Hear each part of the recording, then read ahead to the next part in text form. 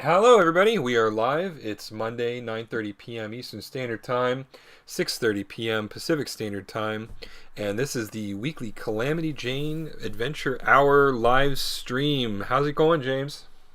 Doing great. I am sipping on a Fat Tire Amber Ale. No sponsorship is associated with this, but I just happen to be relaxing on my Monday evening. It's the check's in the mail, by the way, so it's fine. So how you doing? How you doing I'm on your? I'm doing all right. Staying busy, staying busy. Got a lot of writing work right now. We were talking about that a little bit before just starting, and that's going really well. And hopefully we'll keep staying busy. That is That's the the key. that's the key, right? Yeah. In the meantime, I'm happy to be here to do our weekly stream, and we talked about this a little bit on our regular weekly call. And I said, stop, stop, stop, stop, stop. This is what the stream is going to be about on Monday. And I think you were already heading in that direction anyway. So I'm a little bit excited to get into this and see what we're gonna discover tonight. You wanna give us a little bit of a preview about what the topic is? Sure. Eric and I, we usually will you mentioned, Eric. We get on our weekly call, which is just between us, and we kind of discuss what's going on production wise. Then we also kind of bundle in what we're going to talk about for our weekly stream. And then, yeah, I got excited because I started talking about something that we kind of touched on a couple weeks ago. Well, not a week ago, maybe longer than that. So Eric can refresh my memory on that. But we were talking about lighting and the potential idea of maybe lighting Calamity Jane and characters in the show um, throughout the episode. If I had some sort of kind of quick recipe to kind of tweak. And when we last left off, I was playing around with like an overhead light and turning into in a night and day. Here we are here. But the one thing I was lacking was a shadow. I don't know if you can see here. Well, that's way too. Yeah, but like this is a night shot, for example. Let me go to day shot instead. So that would be a day shot. I mean, this is still kind of rough, but like just to kind of give an idea of like a morning shot or maybe a backlighting shot from when she enters the bar. Mm-hmm. But again, like the one thing I was missing was shadows. There wasn't enough. There was a little bit. There's a subtle. It looks like a subtle shadow, but I can't tell if it's just my eyes playing a trick on me. I don't know if you can see on your screen, Eric. But Uh, I see the rim light basically, or the yeah, rim that's caused by the backlight, but I don't yeah. really see a shadow in particular. So this weekend I started dabbling a little more, and now I have. Let's go to this one. So I'm gonna get rid of this. So I know we're gonna jump from this, but let's just see. I'm not gonna save that. Now I have. Let's go in here a little bit. And we will turn on. So I have a light. I'm using Adobe After Effects light sweep effect. Mm-hmm. So this will turn on a Mm-hmm. lighting, and then we also have shadow now. Huh. Oh wow, look at that. So now this opens the door for a lot of potential for the show. Like what like this to me is pretty huge. And also on top of that, I did a little animation. This is really simple stuff here. I'm not doing anything anything simple, anything crazy. I just wanted to see She's just how the doing a light nice would little react. jig. Yeah, this is her about to antic to go to a jump. Really, is what Yeah. was the idea. But as you can see, the light is Wow. pretty respectful. Yeah. For the most part, there's some areas where if I want to really nitpick, like it's kind of weird that I have a light source here, but I'm Yeah. okay with this. I mean, for us to use I mean, I pretty much put this together in like 10 minutes, maybe in After Effects, just attaching, a couple of lights to it. The Mm-hmm. way I did this was I used the same thing. You see here in the tool section, here, I have a light sweep, and I did another light sweep, and I put the light underneath it. Huh. So we have a light from above her head, and we have a light from below her legs. So if I Mm-hmm. click on this, you'll see. Let's see if I can do that. There's this lighting effect. That's her right there. Let me try to get the actual effect, but I don't know if I can do that because I'm not completely. There we are. So this is one light. This is one light effect here. Mm-hmm. That's light from shadow, and then the other one. Where did it go? There it is. That was way up This is there. what Okay. this is the overhead. Yeah, this is the overhead daylight, we would Mm-hmm. call it, or whatever we want to call it. But Mm-hmm. imagine. So I mean, so that's all I did. I just positioned two lights, and I made Hmm. one a light color, and another one for the sweep. I'd made it. Let's see here. Where are you? Black, pretty much black. So yeah, so I thought that was kind of interesting. I think we have something here we could use as a recipe to use for all of our characters. I think, in other Wow. words. It So makes it makes quite a difference. I mean, it really makes her pop out from the background. and check this out. So like, let's say she goes into Mitchell's bar, Mm-hmm. right? And we want to make it more of a club scene. Well, we could do that. We could kind of just Oh go right, pop. yeah. There's the prickly pear. She's standing in front Yeah. of it right Now there. There's the like the lights sun. change, Yeah. whatever. Isn't that? Wow, It's pretty tricky. It's pretty interesting. that's pretty So cool. yeah, so I'm pretty excited about that. That was my big find for this weekend, is just kind of dabbling with that. I had a little bit of Mm-hmm. free time, so essentially what that means is I could animate in Adobe Animate Flash, just doing Mm-hmm. it whatever I want here, export it as a SWF, and then bring it into After Effects for final compositing. That's Hmm. my thought. Um, and what's good is, I mean, we're not. I don't like I said, we're not going to get too crazy, into the weeds with this, but I do like the fact that we're kind of adding some sort of lighting effect um, to the characters, and kind of adds a little bit more dimensionality to them. Mm-hmm. But I mean, it's more of also kind of a, what flavor do you prefer? Do you want to go strictly no color? I mean, no lighting, um, or do you want to actually have a little bit of depth to it? So let's do this again. We'll turn on the lighting. Mm-hmm. So there's that or without. I mean, So yeah, I'll be honest. I like the lighting and I like the shadowing. I'd have to really see how it plays in a scene, right? Like yeah. I love Calamity's jig that you've got her doing there. that was just that's mainly, but that's not really. This may not work it into the final episode, in the final Oh, damn picture. it! I'm sorry. I It's was already writing entire yeah, scenes with that jig in my head. with this jig. Yeah, it was all Uh, meant to just test the lighting to make sure it respected what animation I was doing, and it mhm. does it. So Um, yeah, and I think that I mean that's really powerful. I'd like to see what the ramifications are. Um, so okay, so I guess I'm trying to articulate something that may be a little bit out of my depth.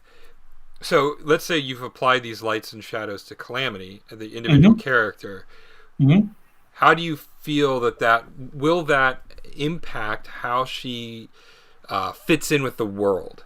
So, yeah, I think it's a great point, and that what that really means is I'd have to handle the backgrounds themselves need to be handled differently now. We'd have mm-hmm, to go from a flat shade, and I'd have to actually do the lighting on those backgrounds as well. Yes, mm-hmm, I mm-hmm, think in order to kind of tie everything together, because I think it'd look kind of weird if the backgrounds are flat shaded and then the characters are all lit. mm-hmm. Uh, but you see plenty of animated content, especially 2D work where they'll do painterly backgrounds, like I don't know, like Mickey Mouse. The new Mickey Mouse iteration comes to mind. Let me No, I'd just love bring to up. see that. Yeah. Yeah, Mickey Mouse. What is it? Mickey Mouse. Let's just call it 2020. Let's just see what comes up. What images come up for the cartoon? No, that's not helping at all. Mickey Mouse, Disney Plus. There we go. So this is not ideal, but see these flat characters. They Mm-hmm. handle the backgrounds like this, not with this faded weird word crap, but Well, Mickey there's like Mouse. a maybe an image down below that. Yeah, let's see if we can find something. Uh,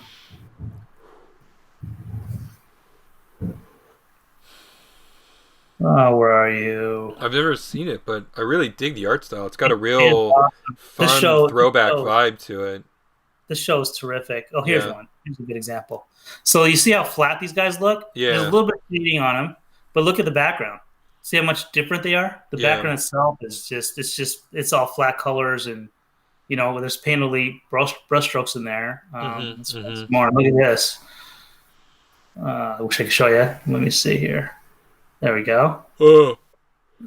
Yeah, I mean, you're right, and I think I suspect that that's a pretty intentional choice on the artist's part because it really sets the characters apart from the background. It makes them pop a little bit. Yeah. So I think for in our case for Calamity Jane, we can still apply the lighting in the background if it's suggestive enough. Maybe it's good enough. I guess we won't know until we actually throw Calamity into an actual scene. But the good news is we could pretty much turn this off on and off, and go back to our Mm-hmm. standard palette, and we're fine. There's nothing wrong with going just all flat for everything. Yeah, I agree, and I think just because you have a tool doesn't mean that you have to use it all of the time. Yeah. So I think, and it's really really cool, and I really don't have a clear picture in my head about what the best practices for it are yet. Yeah. Like I mean, like a perfect example in the prickly pear with the light in the background.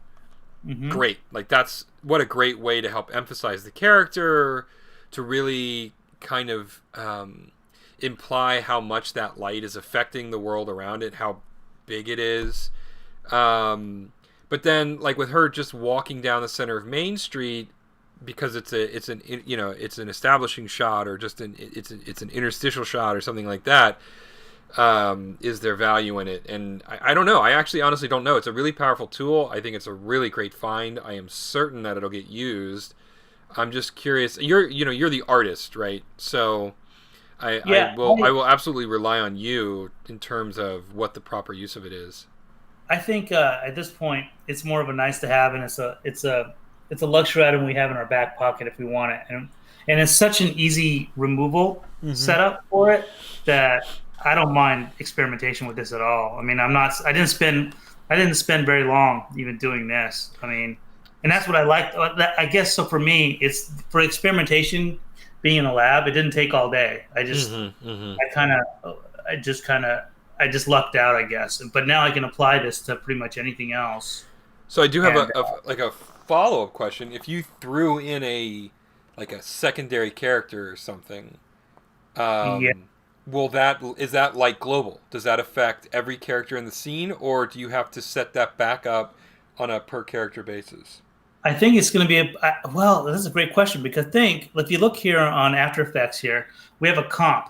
This is a comp that has Calamity Jane in it. I Mm-hmm. don't see why I wouldn't be able to just put another character in this comp the way Mm-hmm. After Effects is set up, and everything will be applied to that. But it's a good question, and I thought about that question too. And lo and behold, I have a bunch of warhogs here too. What? It's almost Yeah. like you were expecting me to ask that. Yes, I was anticipating the question because it was the same question I had. So it's good.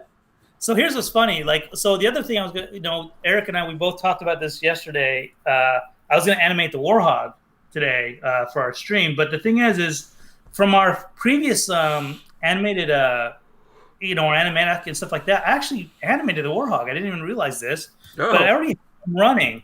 oh, that's right. I forgot. Yeah, Yeah, that's I right. In totally an forgot about earlier that. iteration, when it was still Leon, right? Yeah, Yeah. yeah. So let's see if I can. I don't know if there's a way to loop this. There's got to be a way. Adobe always moves the buttons around, so I can never tell. Let's see if that works. There we go. So this animation needs a little bit of work, but as far as for all intents and purposes, I mean, I'll put this in right now for an experiment. I mean, I'm going to play with the hair at some point, but I think since we're on the terms of lighting and stuff, I'm going to probably just export this as is Mm-hmm. and just see now. And then all these guys are animated too. This static pose of him, Oh he's wow. weird breathing. But the only thing really left I wanted to do was I wanted to play with the hair a little bit. Hmm. I don't want to over animate, but I want to do some suggestive stuff with the hair a little bit, kind of have it kind of come back Like and if it stuff. compresses and expands with the Warhawk's Yeah, breath kind of thing. Yeah. yeah, and then for the run cycle here, I mean, I want to have the hair kind of flop a little bit. Yeah. And then the great thing is so this scene technically, if I was to do this, we kind of have this scene sort of done. Oh my God, you're giving away a little bit of hints about Act 3 right there. Careful, James. We're treading into dangerous waters right now. I know we're getting there. It's like technically that scene in Act 3 is kind of done in the couple of scenes. Not everything in Act 3, but a few scenes in Act 3 are now officially kind of sort of done by just me kind of playing around. Wow, You know? it's interesting too because I remember when I initially wrote it, I was like, this is easy for me to write this. Like, it's no skin off my back. It's no extra words. But you're the one who has to animate it. What do you think? And you were like, "Oh, I can do it. It's ambitious." But now all of a sudden, I'm like, "Oh, I should have gone bigger. I should have shot for the moon." Oh no. Yeah. No, just pretend like we'll have to find a way to like sort of do a flash memory thing, like Men in Black or something, and pretend you Yeah, didn't see it. yeah, exactly. And then you'll show it to me again. I'm like, "Damn, James, how did you do so much work?" Yeah, it's almost like the Staples Easy button in some ways, but. Uh-huh. But here's another discussion though. You notice here, see how all these guys are all kind of bleeding into each other. I mean, I can play with again, it's more of a discussion I got to have artistically, I guess. But I got to play with a little bit of shade to help kind of sort of separate each of them a little bit. Yeah. But, it's small stuff, but But I it'll guess help separate them. but a question I have though is also if we in this instance if we threw a light on that you would create that kind of Yep. edge around the Warhawks. And so going back to our discussion about like where do we use this tool, it's almost that shot is almost tailor made for that kind of thing. Yeah. So I think what we're going to try to do now, and again, I can just fall on my butt or my face more often than my face when I try these experiments. But let's just try it right now. I'm gonna. Well, it's a good thing this isn't live or anything. Oh wait. Yeah. Let's just let me see if I can find it. Yeah, I was have to go through all my list of stuff here. Designs, characters, Warhawk. Where are you? There you are. Okay. Swift. Import. Okay, you're now in there. I'm going to take my Warhawk Swift, put in my comp. Now he's in there. However, he's not lit. I don't see him No, he lit. doesn't. I don't see him with that light. But do you Okay. have to? Can you apply the same effect to a separate object with like? Can you make that light global to the comp instead of unique to the individual Swift? Yeah, I don't. I thought that's what I was doing. So in essence, what I've done is this Warhawk and this Swift, they Mm-hmm. live in the comp right now. Mm-hmm. Um, But yeah, see, However, but like, can you? Because like, it looks like the lights are nested underneath Calamity. Can yeah, you they pull are. them out and make them global? Or I mean, effects do have to be linked to something, right? Yeah, it looks like that right now. I mean, I'm sure. I think you're onto something, and I just have to play with the comp a little bit more and like maybe go one level up. Mm-hmm. But what we could do, I mean, I could just try to do this and just try to copy them over as is into the Warhawk. Nope, won't let me do that. Okay, so let me just do this instead. I'll turn off Calamity. I will go to the Warhawk, and we will do. I'll just do it the old-fashioned way, and then we'll see if I can be more efficient next time. But where did that go? Yeah, Where could was you it? do like a light container that's at the same hierarchy level as the two Swifts? I just don't know enough about After Effects. I'm used Premiere, but I've never used. I mean, I know a little bit, but not enough to be dangerous. Yeah, I'm by no means an expert on After Effects either, but you can see here. I mean, I'll get better at it, especially if we find this useful. Yeah. I'll have no choice, but I want to start experimenting more. But let's put this light up here, and if we were to, I don't know, expand the depth a little bit, sweep intensity there. That's a little too much, but I think we got something potentially there to play with, but it's going to take a little bit of. So like that's a really bright day right there already. You see that? They are literally running on the surface of the sun. Yeah, but there we go. Let's just focus on the top two for now, because Hmm. and I'll play with the other settings. But right there, we can see it's already it's Wow. already kind of doing And some stuff. even, Yeah. yeah, and it really holds up too, even though you've got one that's a full side profile and then one that's a three-quarter profile.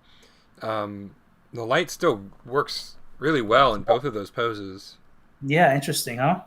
Um, what if we did this? If I bring it down lower, down to these guys, now we can see the running guys kind of have a little bit of lighting going on now too.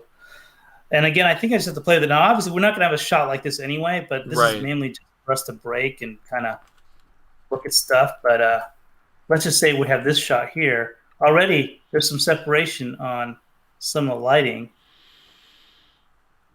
Yeah.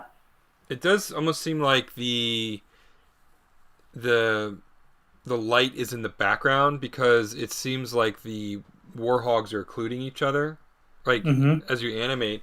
And I'm wondering if you can make the light not respect the layers, right? So that it lights all three of those things equally, or if that's Yeah. Yeah. possible. Yeah. I'm curious about that as well.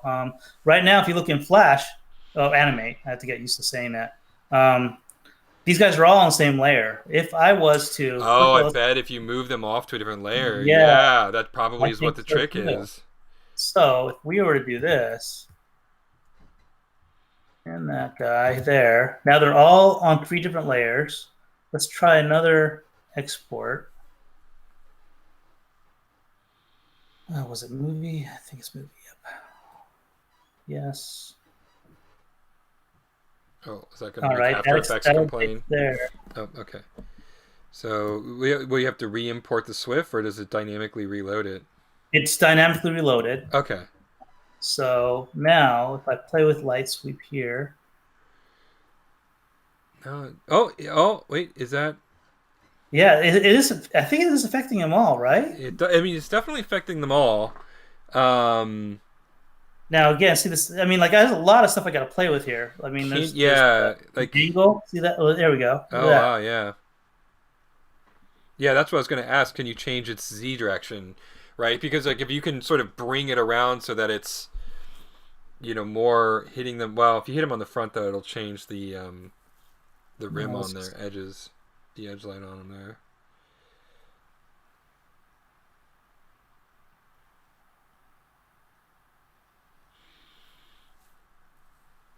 Oh, Interesting. Yeah. So, so anyways, yeah. I mean, and again, we can experiment more, but yeah, I still think we are kind of losing that middle one a little bit.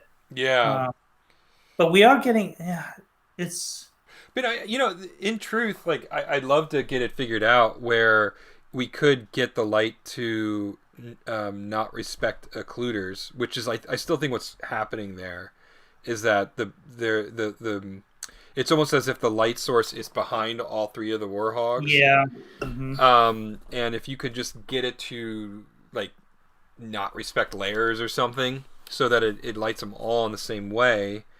Um, which I know is cheating, right? Because like what it's doing is actually what it should be doing by default. Yeah, I think the only way to do that is just to. I think is we have to associate a light with every single one of the Okay, warhol. so that's a lot of work because then you'd have to make sure they're placed the same, yada yada. Yeah, Um, but we could again. Those shots are so fast. Um, you just have to maybe get 25% of them to be kind of lit up that way, and the that's rest of them true. can be kind of bundled in with one generic Swift clip. You know, I'll and I think also we'd be okay.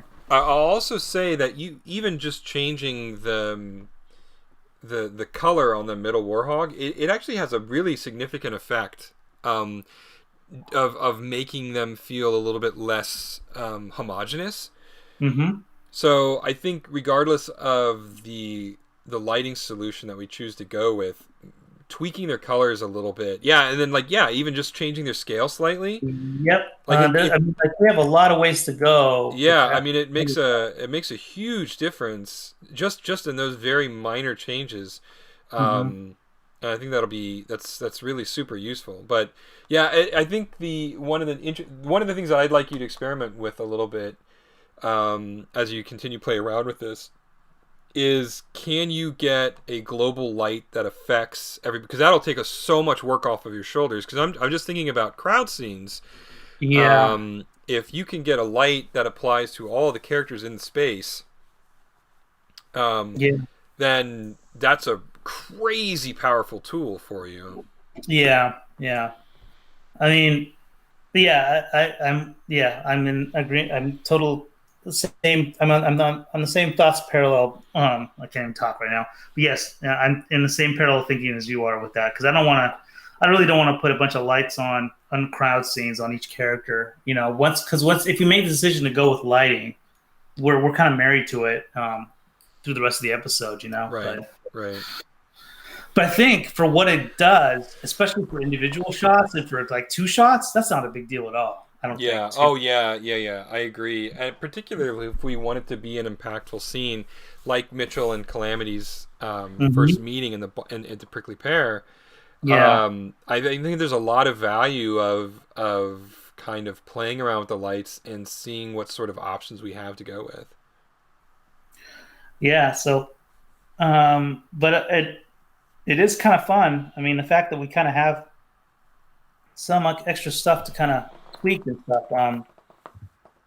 It will definitely bring up more conversation pieces for future meetings for sure. Yeah, absolutely. I think it's a And great find. Um, yeah, and I think I have no doubt that it'll find a place in the show.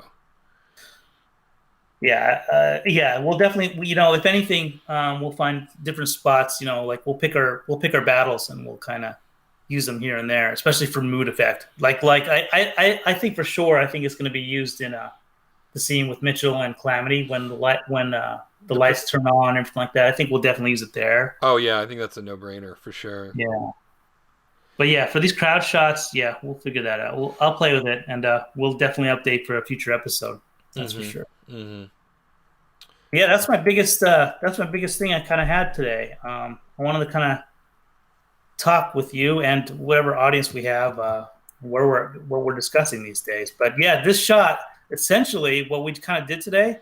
This is kind of this shot is almost kind of done already as far as animation is concerned. Like I said, I'm gonna tweak some stuff animation wise with the Warhog, just kind of Mm-hmm. fine tune things like have the mouth kind of some secondary animation with the mouth kind of closing a little bit, and again with the hair with the spiky stuff. But yeah, it's come along. I want to know the story about the try hard little warhog that's got to Yeah, be putting in so much more effort to keep up with those bigger guys, but he's doing it though. yeah, it was It's funny. We could really yeah. we could make him do more effort. Let's just see. Yeah, you can like speed up his He's gonna be cycle. really trying. Look at that. He's gonna be a little bit faster. We'll go to let's see, frame 7 for him. Yeah, he's gonna work his butt off. Let's just kind of simplify things here.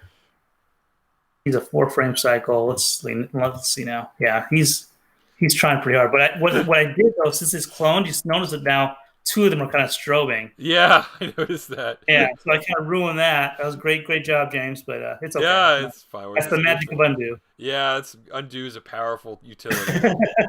Greatest but invention since sliced bread. but we could do this. Make an extra symbol here, and then go back in. Now this won't affect anybody else. Last one off. Now let's try this out. Okay. Yeah, he's trying. He's trying to keep up. He's like really going for it. Yeah. All Yeah. right. So it's between these two programs alone, we have a lot to play with as far as Yeah. lighting, Yeah. animation. That's really it's a big win. I think. I mean, I really do think it's a big win. So there we are. Cool. We're at the halfway. We're at the 30-minute mark. So I I mean, was I gonna say, think it's perfect timing. I think that that's a really good it's a really good ending point. It's oh, all downhill from here if we continue. So, but yeah, this is great. I love it. I'm super excited to see where it goes. I think you and I are totally in agreement about places that it'll be really effective. And yeah, so we'll just go ahead and call it for the evening. But thanks so much for finding this and playing with it a little bit on the stream. And as always, everybody, you can find us on calamityjane.rocks or go straight to our Patreon site at patreon.com/calamityjane. You can also find us on Facebook at the Calamity Jane Adventure Hour. And will post the links to the streams there as always. And we will be back next Monday at 9:30 at the usual time with more fun stuff to talk about. James, any parting words? no, just everybody have a good week, and we'll see you next time. Excellent. Yeah. Have a good week. All right.